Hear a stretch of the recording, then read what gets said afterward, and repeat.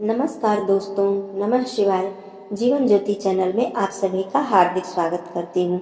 दोस्तों, यदि आप मेरे चैनल पे नए हैं तो प्लीज़ मेरे चैनल को ज़रूर सब्सक्राइब कर लीजिएगा, लाइक और शेयर भी कीजिएगा।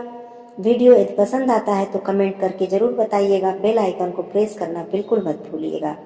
दोस्तों, पितृपक्ष में सबसे जो खास दिन माना जाता है, महत्वपूर्ण दिन माना जाता है, वह पितृपक्ष अमावस्या को माना जाता है। अर्थात इसे पितृ विसर्जन अमावस्या भी कहते हैं और सर्वपितृ अमावस्या भी कहते हैं। इस दिन हम सारे पितृपक्ष के दौरान यदि हमसे कोई भी भूल हो गई हो, गलती हो गई हो, तो उसे हम सुधार कर सकते हैं। कहने का अर्थ यह है कि जो भी कार्य हम नहीं कर पाए हैं पितृपक्ष में, वो सारे कार्य हम इस अमावस्या के दिन कर सकते हैं और अपने पितरों का आशीर्वाद ले सकते हैं, उन्हें प्रसन्न कर सकते हैं।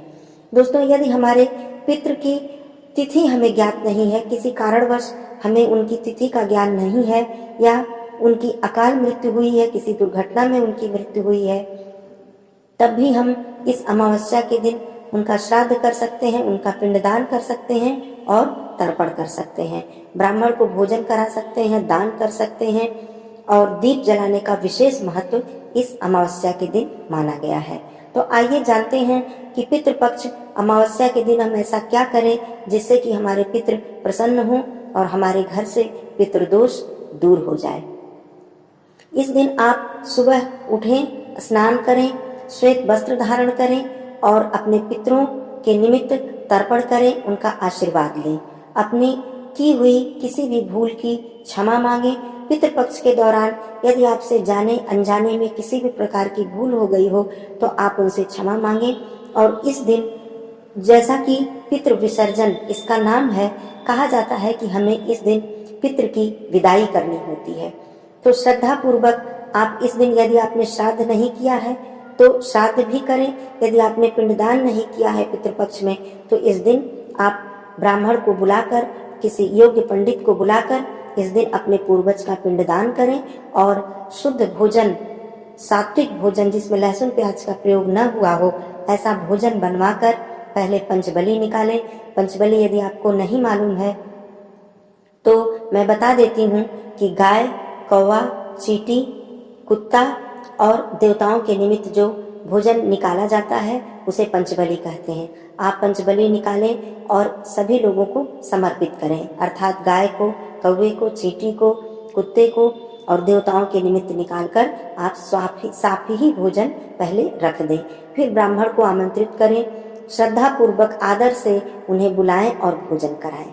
दान का विशेष महत्व माना जाता है। दोस्तों, इस दिन दान अवश्य दें, जिसमें अन्न दान का बहुत ही ज़्यादा महत्व है। वैसे तो आपकी जो सामर्थ्य हो आप दान में दे सकते हैं, परंतु अन्न दान अवश्य ही करें। साथ में दक्षिणा दें।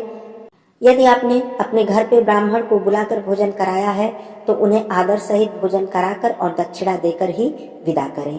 इस तरह से आप पितृपक्ष में जो अमावस्या है तो इसमें आप सारे कार्य कर सकते हैं और अपने पितरों का आशीर्वाद ले सकते हैं। संध्या के समय दोस्तों, दीप दान का बहुत ही महत्व माना जाता है। इस दिन आप अपने घर के दक्षिण दिशा की तरफ 5 दीपक या 7 दीपक या 16 दीप जला सकते हैं। और सबसे मुख्य जो माना जाता है वह अपने मुख्य द्वार पर दीप जलाने का विशेष महत्व माना जाता है। कहा जाता है कि ऐसा करके हम अपने पितरों के राह में प्रकाश करते हैं, उन्हें उजाला दिखाते हैं कि हमारे पितर आसानी से विदा हो सके, आसानी से जा सके, राह में उन्हें कोई कठिनाई न हो। दोस्तों, यह सब बहुत ही भाव की बातें हैं। हमें अपने पूर्वजों को देवता से कम नहीं समझना चाहिए, उनका स्थान देव के बराबर ही होता है। इसी वजह से पूरे पितृपक्ष में उनकी पूजा करना, उनका आशीर्वाद लेना और उनके निमित्त हम ये सारे कार्य करते हैं। तो पितृपक्ष अमावस्या जो आती है, जिसे पितृ विसर्जन कहा जाता है, हम अपने सारे भूल को, सारी गलतियों को यहाँ पर सुधार सकते हैं और सारे कार्य करके अपने पितरों का आशीर्वाद ले सकते हैं। वैसे दोस्तों, मैं एक बात और भी बताना चाहती हूँ कि यदि आप परेशान हैं, आपके घर में किसी भी प्रकार की परेशानी है, आर्थिक या शारीरिक परेशानी है, और आपको ये लग रहा है कि हमारे घर में पितृ दोष है या किसी ने बताया है कि पितृ दोष है, पितृ नाराज हैं, इस वजह से आपको परेशानी का सामना करना पड़ रहा है, तो आप केवल पितृपक्ष में नहीं बल्कि प्रत्येक माह की जो अमावस्या पड़ती है, उस अमावस्या को आप अपने पितृ के निमित्त जल दें। दक्षिण दिशा की तरफ मुख करके उनको जल अर्पित करें और उस दिन आप अब किसी ब्राह्मण को भोजन करा सके तो अति उत्तम है, नहीं तो अन्नदान और जो भी आपका सामर्थ्य हो दान दक्षिणा किसी ब्राह्मण को अवश्य ही दे, या किसी गरीब को भी आप दान और दक्षिणा दे सकते हैं, दान कर सकते हैं, उसकी सहायता कर सकते हैं। इस तरह यदि आप प्रत्येक माह की अमावस्या को ऐसा करेंगे तो निश्चित ही आप देखेंगे कि आपको आपके पितरों का आशीर्वाद प्राप्त होगा और आपको किसी भी परेशानी से छुटकारा मिलेगा। प्रत्येक अमावस्या को दोस्तों शाम के समय मुख्य द्वार पर दीपक अवश्य जलाएं और अपने घर के दक्षिण दिशा में दीपक पितरों के निमित्त अवश्य ही जलाएं। ऐसा आप प्रत्येक अमावस्या को भी कर सकते हैं। और जो ये पितृपक्ष की अमावस्या पड़ती है, इसमें तो विशेष महत्व माना जाता है श्राद्ध का, तर्पण का, पिंडदान का और दीपदान का और ब्राह्मण को भोजन कराने का। तो यह सब बातें पितृपक्ष अमावस्या के लिए मैं आप सभी को बताना चाह रही थी। आशा करती हूँ ये जानकारी आप सभी को अच्छी लगी होगी, आप सब इस जानकारी से संतुष्ट हुए होंगे। तो फिर मिलती हूँ अगले वीडियो में, तब तक के लिए धन्यवाद। नमः शिवाय।